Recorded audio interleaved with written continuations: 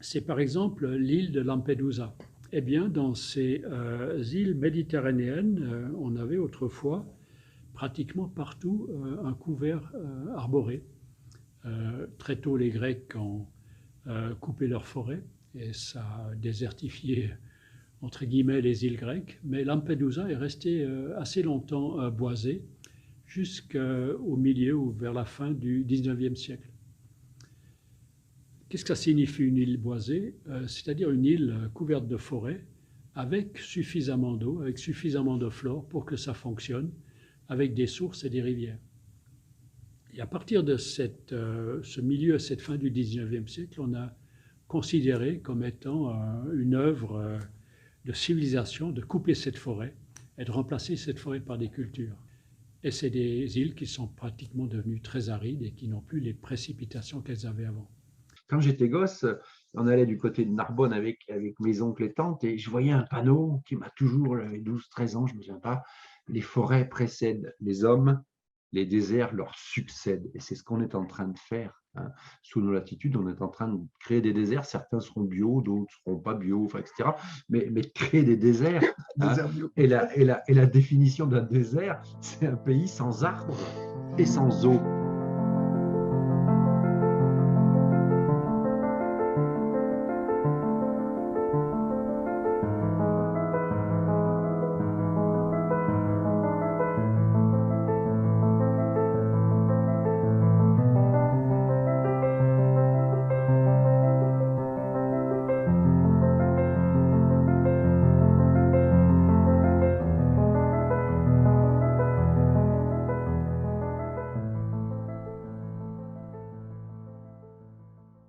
L'homme qui plantait des arbres, avant de rencontrer Ernst, je trouvais ça un beau conte. Et puis en plus, on m'avait dit, au début, je pense que c'était une histoire vraie. Après, bon, c'est un roman. Et en fait, c'est une histoire qui a été complètement inventée. Il y a eu peut-être quelques faits réels derrière pour inspirer cette nouvelle à Giono. Mais oui, bon, c'est de la science-fiction, quoi. Hein, voilà.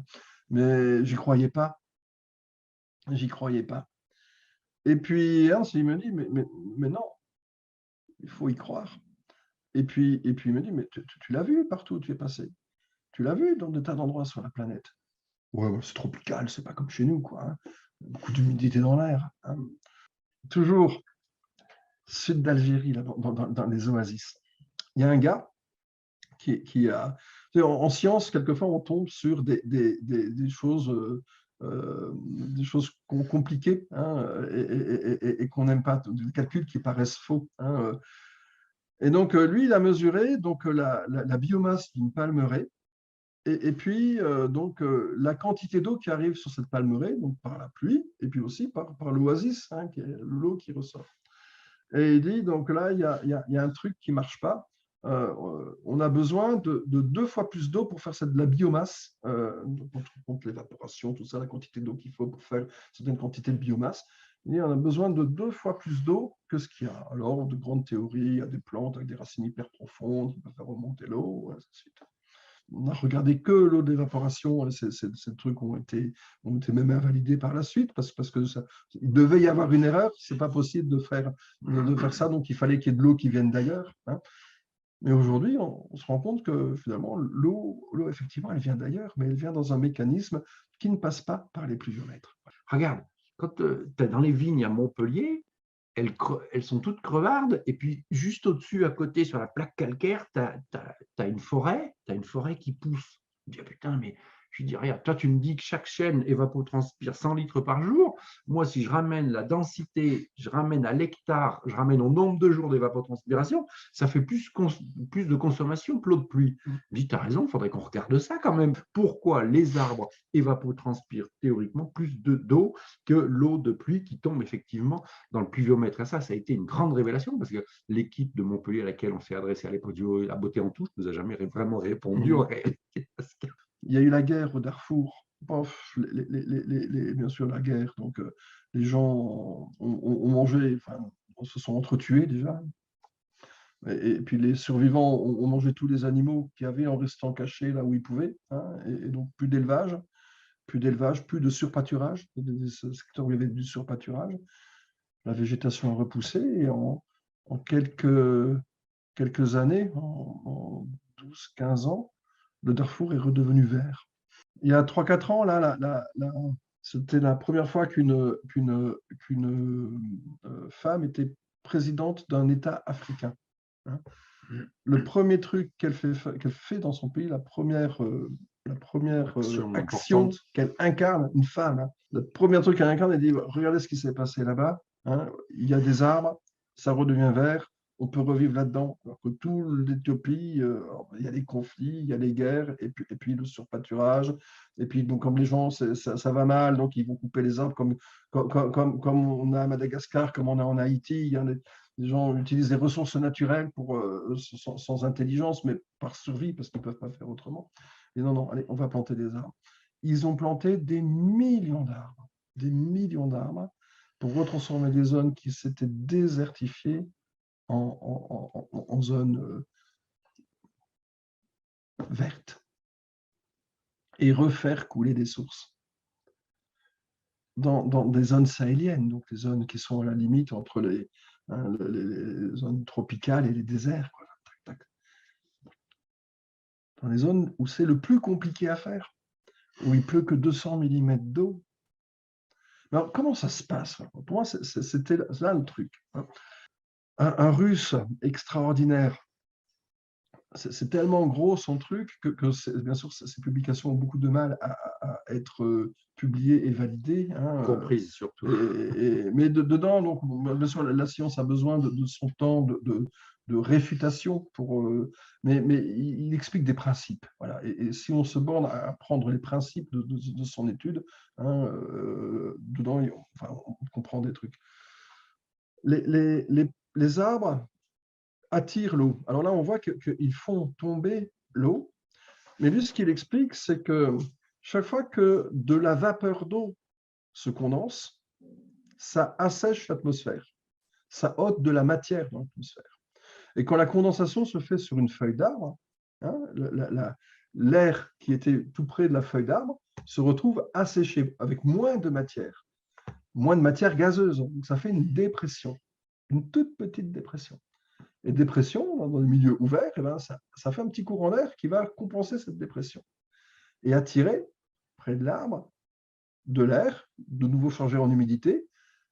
Si la feuille de l'arbre est plus froide que l'atmosphère, c'est comme ce qui se passe quand il fait froid et que la condensation se met sur la fenêtre de ma chambre. Hein.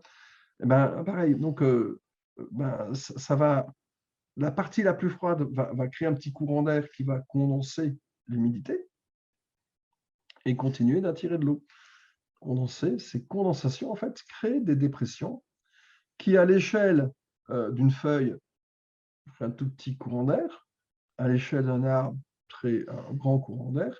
Et ce que ce Russe explique, c'est qu'à l'échelle d'une forêt, à l'échelle d'un continent forestier, créer des vents, ces rivières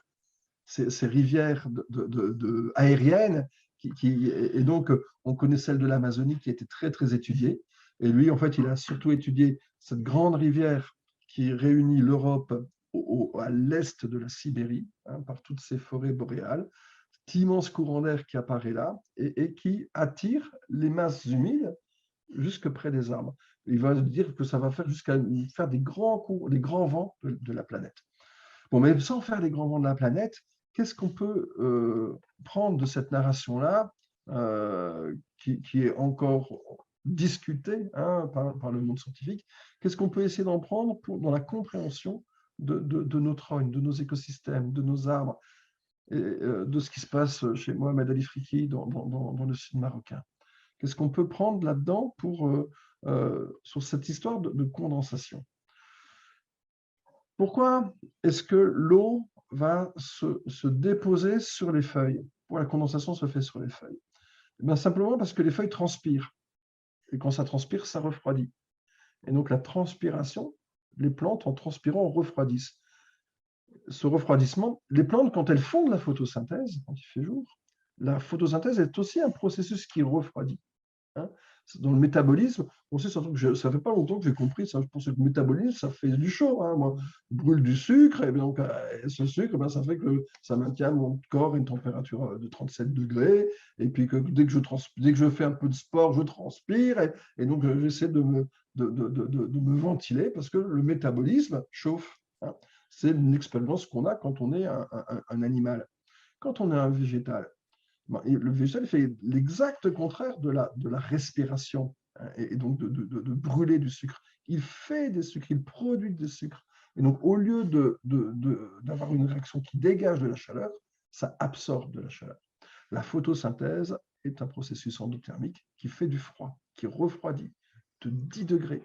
La transpiration refroidit encore plus, quelquefois de 5 degrés. Et donc, ces deux mécanismes, transpiration plus photosynthèse, vont faire que dans les parties les plus fraîches de la végétation, les feuilles, quelquefois les feuilles du lierre qui sont sous mon arbre, ces feuilles qui sont à l'ombre, qui pourtant arrivent à faire un peu de photosynthèse, les plantes des sous-bois, un lierre peut faire de la photosynthèse avec simplement l'énergie, une quantité de lumière équivalent à la pleine lune. Hein. C'est-à-dire, avec 2% de la lumière qui traverse sa forêt, le lierre fait sa photosynthèse, peut refroidir avec très peu de lumière. Hein, donc. Et donc ce lierre, il va froid, particulièrement froid, il transpire, il fait sa photosynthèse, il est à l'ombre, il est sombre, il est très froid. Et donc la condensation va se faire sur le lierre. Donc c'est mon arbre, le lierre, et alors l'air chaud de l'extérieur va être attiré parce que ça va se déshydrater, ça crée une dépression sous l'arbre. La transpiration de toutes mes feuilles, les stomates des feuilles sont en dessous. Donc ça oriente un flux vers le bas pour que l'humidité, l'air froid qui sort, l'air froid humide, c'est plus froid, c'est plus lourd, c'est plus dense. Ça arrive vers le bas, vers le sous-bois, vers les feuilles sombres. Ça se dépose là-dedans, ça se condense. Alors, ça se condense et les feuilles absorbent de l'eau. Hein. En agriculteur, on connaît par cœur, on met des engrais foliaires. Hein. Alors, certains nous disent, oui, ben, les feuilles, ça absorbe rien. C'est lié au fait que ça tombe par terre, mais quand on le fait, on se rend compte quand même que la plante, si je mets mon engrais foliaire sur la feuille submergente, ça ne va être pas la même chose. L'eau rentre dans le lierre. C'est ça qu'il faut retenir. L'eau rentre dans le lierre.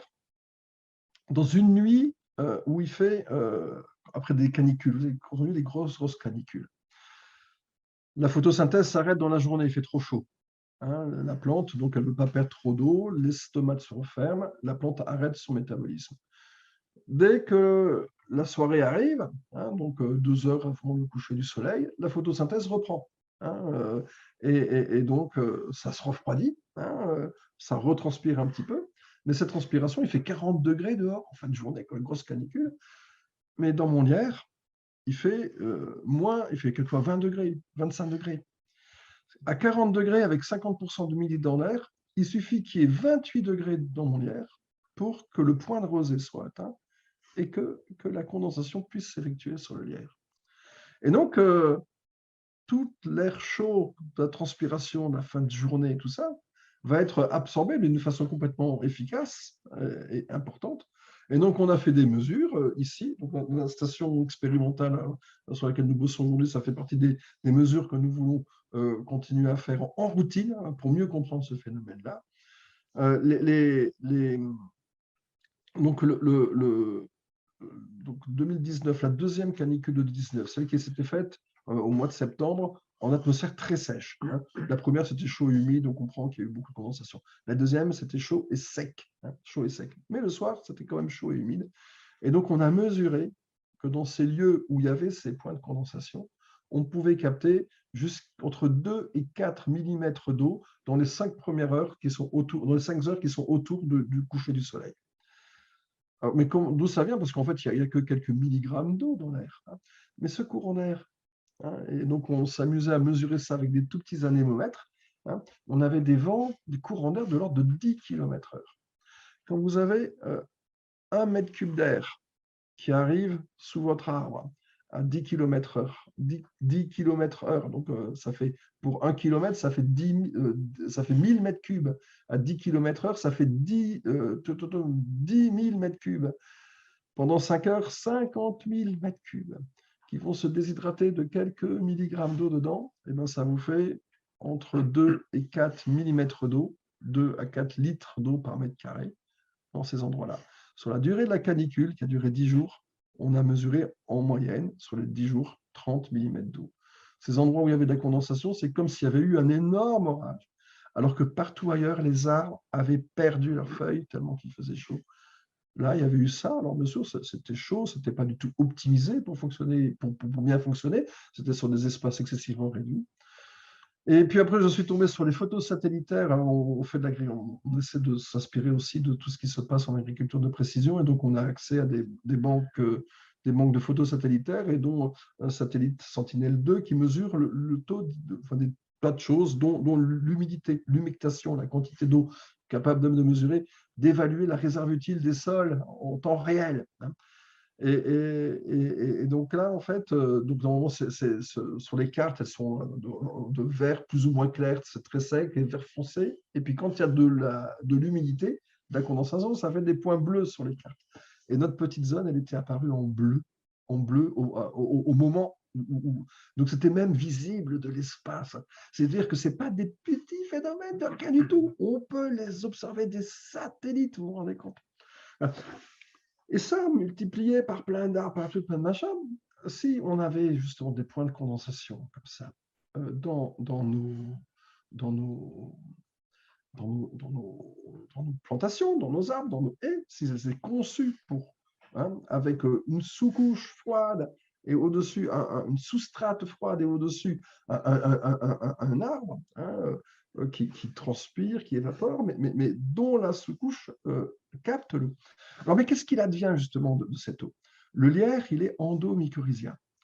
Alors, donc, ce qui fait que l'eau arrive dans le lierre, dans le réseau de sève élaboré du lierre, et jusqu'au niveau des racines. Alors, les endomycorhizes, en fait, ont une caractéristique un petit peu étonnante, c'est qu'elles maintiennent la pression osmotique des plantes. Ce qui leur permet justement, par ces histoires de pression osmotique, de faire remonter l'eau jusqu'en haut, en maintenant la salinité ou la concentration en sucre. Alors, comme l'eau se condense, la sève élaborée va se diluer. Et donc ça, c'est la plante, le champignon, qui maintient cette pression osmotique au niveau racinaire, via la sève élaborée. Qu'est-ce qu'il fait? Il sort l'eau. Il sort l'eau pour que la pression osmotique dans la plante reste correcte. Il sort l'eau, il sort l'eau, il sort l'eau, et donc elle va se retrouver dans le sol. Si on n'a qu'un réseau mycorhizien dans le sol, ça va rester autour de cette plante-là, et le lendemain matin, ça va être absorbé par la transpiration normale de l'arbre.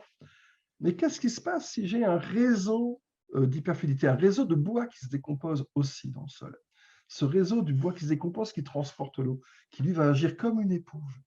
Et bien en fait, ce réseau-là, du bois qui se décompose dans le sol, va répartir, propulser toute cette eau qui arrive là, jusqu'à 2,5 fois si la trame de ce bois qui se décompose est bien présente dans le sol. Sinon, ça ne marche pas, ça reste sur place.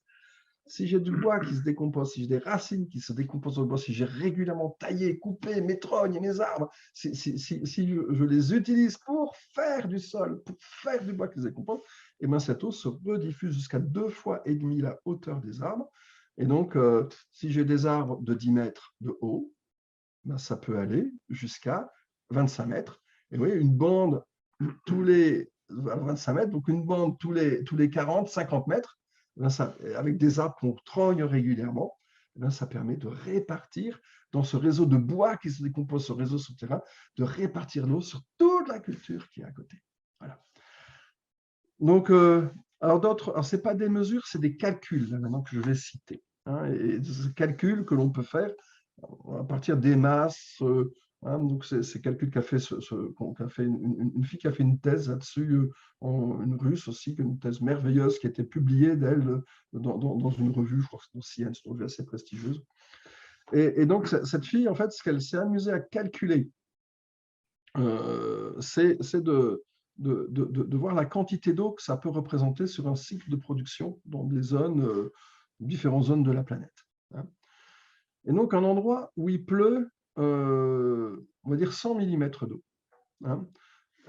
Si les condensations se font correctement, il y a jusqu'à 50 mm d'eau qui peuvent être recondensées de cette eau, de ces 100 mm qui sont tombés. 50 mm, à peu près la moitié. Mais donc, c'est comme s'il y avait plus 50 mm de plus. Donc ça va se réévaporer. Et donc, il va y avoir 25 mm de plus qui pourront se condenser. Et ça va être réabsorbé. Et ça va faire donc 12 de plus. Et ça va être réabsorbé. Tac. Ce qui fait que pour 100 mm d'eau qui tombe, il y a près de 200, quand le système est bien optimisé, donc ça va jusqu'à 200 mm d'eau qui passe dans la plante. Et cette eau, elle n'apparaît jamais dans les pluviomètres, parce que c'est juste qui se condense sur les feuilles, qui est tout de suite absorbée par la pilosité et qui remonte dans le sol. Il faut mettre des capteurs dans le sol, il faut mettre des capteurs dans la plante, il faut mesurer l'hygrométrie de l'eau, de l'air. Enfin, c'est des calculs un peu sophistiqués.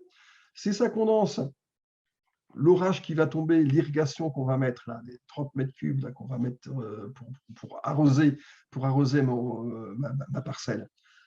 Les arbres, ils pompent tout et tout ça, ils condensent aussi. Hein. Et donc là, eux, ils vont récupérer la moitié de ce qui a été...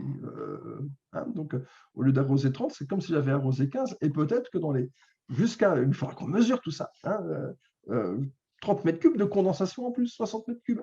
Donc, après mon premier arrosage, au lieu de faire un tour d'arrosage tous les 10 jours, peut-être qu'un tous les 20 jours. Alors qu'il y a des arbres qui sont censés consommer, toi. Non, ils produisent. Hein. Les trognes de Mohamed Ali Friki, avec 200 mm d'eau, avec l'herbe qui est en dessous, avec ces oasis multi-étagées, des palmiers qui font de l'ombre, ensuite des goyaviers, ensuite des légumes en dessous, plein d'étages de végétation les uns sur les autres, des endroits où ça se condense, donc nécessairement des endroits où ça se condense.